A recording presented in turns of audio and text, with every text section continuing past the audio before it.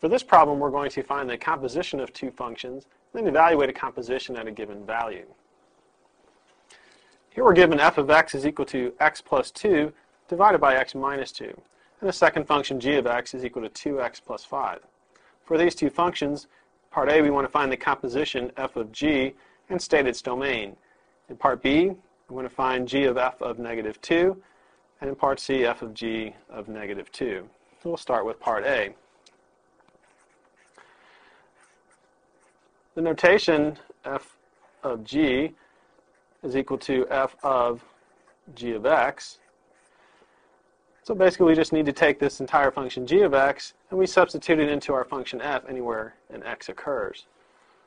So we'll have 2x plus 5 plus 2, so we replaced x by 2x plus 5, over 2x plus 5 minus 2.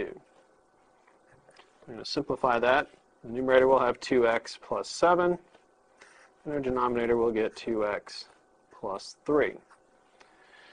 Well, our composition, f of g, is equal to 2x plus 7 divided by 2x plus 3. We need to state the domain of this function.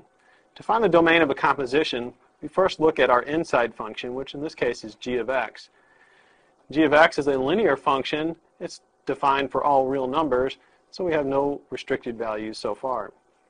The next thing we need to do is look at our composition itself. Look at any values which we need to exclude from this composition.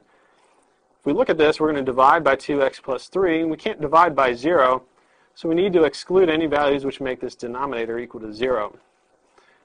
If we set 2x plus 3 equal to 0 and solve that, we'll get that x is equal to negative 3 halves. And so the domain of our function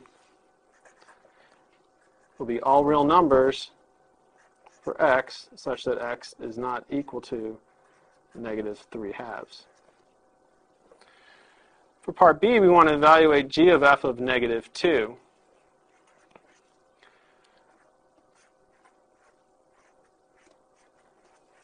This is equivalent to finding g of f of negative 2.